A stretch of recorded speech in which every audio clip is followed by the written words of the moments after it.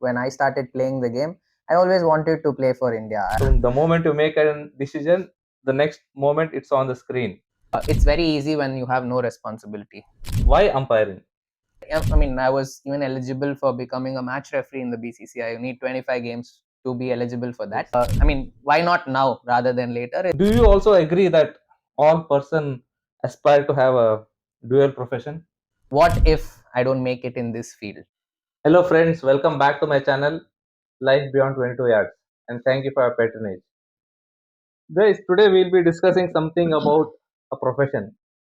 When I say about profession, people might think be it a job, be it a business, but I'm not talking about a primary profession. Normally, what I'm trying to say here is a secondary profession. Maybe along if you are able to connect it with the sports, what I mean to say is a profession which is linked with passion. So that's why I'm coming about. Be it a profession of singing, arts, or a sports. In the case maybe. So basically, we all like to be into a primary profession as well as secondary profession. So basically, what I'm trying to say here about profession is a passion with the help of so many XYZ factors, which turns into a profession. So basically, when we talk about a profession, a secondary profession, it has a timeline. It has a period. Sometimes we reach there, sometimes we are unable to reach there. So, but the fire within us, the passion within us does not die. So that's where we look for the next option. So discuss. So this is the very interesting topic for today. So to discuss more about it, to give us more insights about it, I welcome Mr. Kaushik Gandhi. Hello, Kaushik, hi Abhi. welcome. How are you? I'm fine. Thank you, Kaushik. Yes. So just you all might be knowing Kaushik is a very well-known personality in the cricketing field. So Kaushik hails from Tamil Nadu. He is a former India A player. He represented Dulip Trophy, has represented Dulip Trophy, many X number of Ranji trophies, Tamil Nadu Premier League, and currently BCCI panel umpire. So to know more about this topic, there cannot be any better person than Kaushik. Why I'm saying this is because being a cricketer, he's shifted to umpiring. So Kaushik, to start the conversation with, do you also agree that all person aspire to have a dual profession? I think somewhere around that midlife, no, it comes into the picture because when we start as our primary, like when I started playing the game, I always wanted to play for India. Nowhere along those lines, I was thinking anything related to cricket or what am I going to do if I'm not going to play for India or in those lines. But there will be a stage where we think, like, okay, now let's say some people get married, some people reach a stage where they have to think about their age. So what if I don't make it in this field?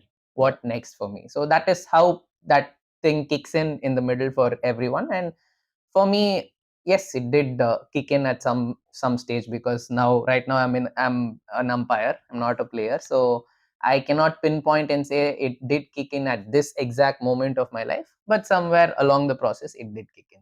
Very nice. So Kaushik, as you said, you have been a well-known player for decades. You have won so many titles for your team, for your state. After you took retirement from the professional sports of playing, there are so many other options for you. You could have gone into coaching, you could have gone into strength and conditioning training, you can you could have got into analyticals in sports. Why umpiring? I think for me it was very simple. My father was a state panel umpire. Okay. He didn't make it to the big league in terms of umpiring, but when I was a kid, 5 year old, 6 year old, when I was more interested in playing, I used to see my dad sit along with his friends, like what how we have chats about umpiring, and somewhere in that small kid's mind, this umpiring took a field. And like when we play tennis ball cricket, or when even in a normal competitive match, that umpiring side of a personality was always there. Like if I got out in tennis ball, I would like to go and stand as an umpire, and I never used to like support the team I was playing for. When I Okay. took the umpiring seat, it was always a neutral job. So I think my inspiration is my dad, obviously, because he was an umpire and he was also a player. So uh, like the fields that you mentioned, weight, strength and conditioning coach or a coach, whatever, I was very clear that, I mean, I was even eligible for becoming a match referee in the BCCI. You need 25 games to be eligible for that. Yes. But for me, it was never a choice. It was, I mean, there was no option as such, like, shall I take this, shall I take this route? Because uh, I didn't think that I would come into umpiring at this time when I came into, because in my mind I was always going to play cricket till I was 37, 38, and then probably become an umpire. But my retirement took a turn because of what happened from the BCCI. We got a notification that retired cricketers can become umpires in a much more streamlined and much more shorter route. Okay. So that happened, and it was a no-brainer because I was getting dropped from my state side. Okay. So I felt like the stars were aligning, and if not later, I mean, why not now rather than later, is why I chose this profession. And I have to tell you honestly, I'm loving every bit of it. Very nice. Very nice. So you are seeing the other side of the coin, if I have to put it in such a way, because all all your childhood, all your professional life, you have been on the field as a player. You have seen the umpires perform their duties. You, as your team, as an individual, have put your 100%. You are emotionally involved in a game to win every game, be it as a batsman, be it as a captain on the field. Now, how do you balance yourself getting into the shoes of an umpire on the field? Basically, what I'm trying to ask is your mindset, because I understand as a player, we are emotionally involved in the game, but as an umpire, we are involved in the game but not emotionally. Yes. So, how do you break the line there? I think I was always this person, even when I was a player, who was able to put my emotions aside. Obviously, it's an emotional sport, and we do get happy some days, we get angry some days, frustration kicks in. There are a lot of things that No, no, you. there was a lot of things that come into a sports person's heart and mind in terms of emotions. But I was someone who has always been able to put that aside and play the game the way the game needs to be played. I think that quality is definitely helping me in my umpiring. And just as a funny thing, as a batsman, I was always trying to be inside the field for the whole game, be it multi-day or a one day or something, the whole innings. Now it's just that much easier because nobody's going to get me out. I'm the one sending guys Yes. inside. So that way Okay. the mindset change is definitely more enjoyable. There's less pressure of performance in terms of numbers, because I'm an umpire now. But I do have the own set of challenges as an umpire. Okay, Kaushik, very nicely explained how you detach with the game you are attached with. So that's very nice. But now, along with the passion, along with the interest, along with the zeal, comes responsibility, comes the challenges. So, as an umpire, what are the challenges you're facing, or you anticipate, or you vision?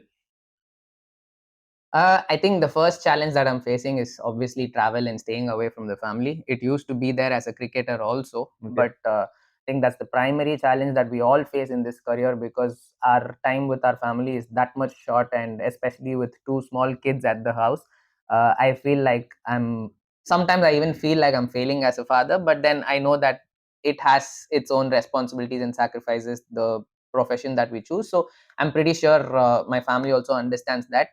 But in terms of the job, I think one of the biggest challenges that I'm facing right now is, as a player, if I got out, I knew immediately that I've got out. And as a bowler or as a captain, if I'm losing the game, if the game is drifting away, there's factual information for me that I am this way, that way in the match. Here, I'm making a decision. I don't know whether it's the right decision or wrong decision. Once I make the decision, I'm someone who likes immediate, what do you call, uh, immediate answer to any solution. So if Okay. you give me a puzzle, I will not do the next thing without finding the solution. So I know I've made my decision, but whether it's the right decision or not, I will know only in the end of the day after seeing the video. So that excitement of, oh, what have I done? Is this correct? Did I pick it correctly? Did I make the right call? Because as an umpire, you have that split second to decide. People might think that's an easy profession, and I'm sure a lot of umpires are getting stick for uh, probably wrong decisions, but it's not that easy. We know, being in the field, that's not that easy, and it's tough to understand for the general public also, because they are emotionally attached with the game, and they don't probably connect with how we understand umpiring as a profession. So that is one of the challenges that I feel we need to handle that pressure, also be in the present and be ready for the next decision, because you might find a case where you make a decision, you're still wondering whether that was right or wrong. The next ball, it again comes down to a probably a match changing decision. So that's the beauty of it, that's what we enjoy the most, and that's what is the biggest challenge also. Yeah, very nice, very nice, interesting point you told. So you are a person who look for closeness or the thing to settle down. Means you gave a decision you want to know. Yeah. But with the current era, as you rightly said, we are in the era of DRS. Yeah. So the moment you make a decision, the next moment it's on the screen. So when it's a very good decision, stay with your decision of out, Correct. stay with your decision of not out. It's very nice. But in case the decision doesn't go your way, how do you take it up? Um, I'm not someone who looks for validation as such. I just want to know the answer. I don't mind my mistake. I don't mind an error. I take that chin up. I face it right then and there.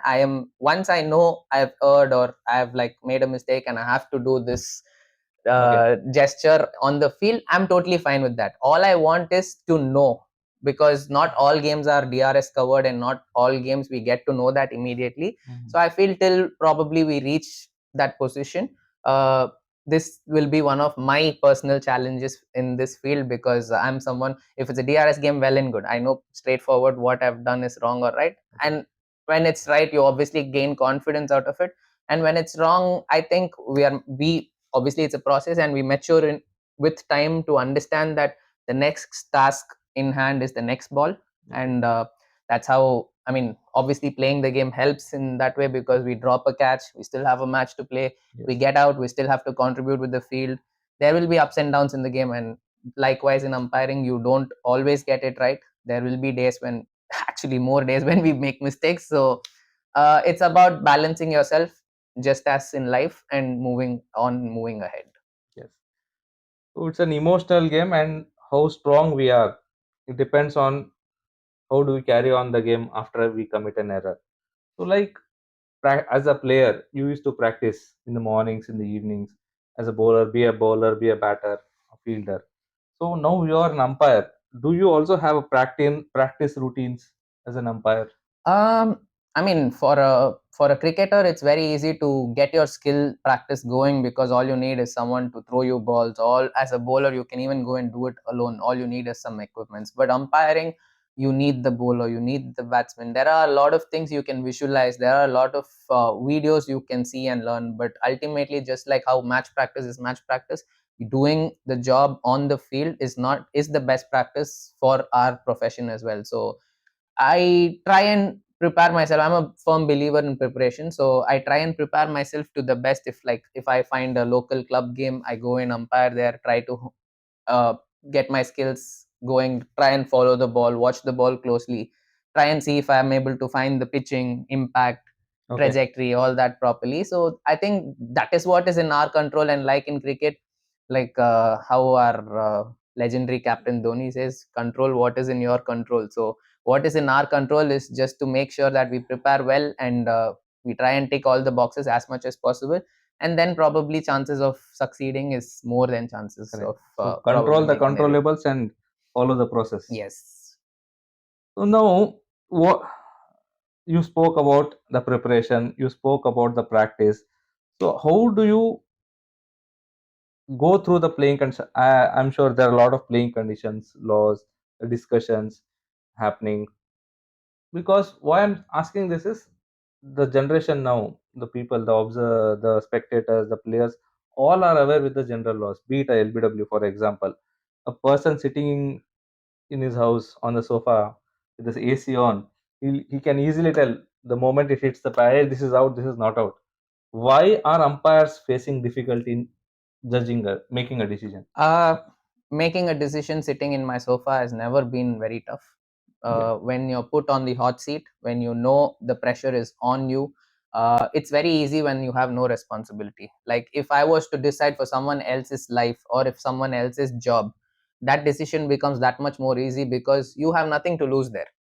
But here, the decision might be a make or break decision for you, might be a game changing decision for you. As umpires, we always try to be neutral and we want the right decisions to be made so that the game doesn't drift in a way otherwise because of our decision. So all that responsibility, all that pressure is what makes that decision making that much more tougher, and which is one of the biggest challenges in this field, and also why I took up this field, because I like being in the hot seat, and I'm sure all the umpires who have taken up this as a career like being that way. And for guys sitting at home, even if my sake, if I was sitting at home, I get the replay. It's a decision I make in life, and then when I get a replay, I can easily change my decision. Oh, this has happened, this is not the case, this is out, probably this is not out.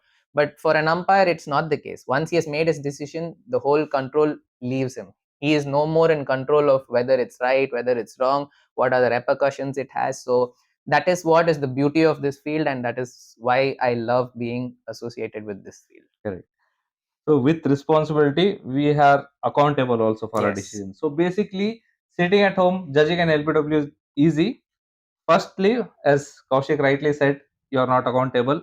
You are not responsible for your decision. It can always be changed. The second technical thing what we can understand is, always when you are watching the game on a television, you are following the path of the ball right from the release from the bowler's hand. But as an umpire on the field, you catch the ball midway. Maybe because you're watching the grid, the ball comes midway. You're not actually following the ball 100%. Especially what I'm trying to say this is, the ball is moving, the bat is moving, the feet is moving. Only which is stationary is your head. I mean, your umpire's head and the stumps. So this is what makes the decision making more challenging when it comes to a court or an LBW. So very interesting, very nice talking to you, Kaushik. Thank you. You're you gave a different perspective of how a player can actually get into umpiring, because we have seen players who are very aggressive towards umpiring when they are at the peak of their careers. Now, once they retire, they know the pain. They have seen the other side of the coin. They never want to get into umpiring. Either they get into commentary, they get into coaching, or they get into so many other fields related to the game. But you took a bold step. You are into umpiring. I wish you all the success, Thank you all so the much. best. I wish Thank you you. you All make the it best big. to you too. Thank And you, hope your channel grows day by day and you reach sky is the limit. thank you, Kaushik. Thank you, guys. Thank you for your patient watching of this channel. Next time we'll again come back with a new topic. Till then, thank you. Please do not forget to subscribe to my channel. Thank you, guys. Take care.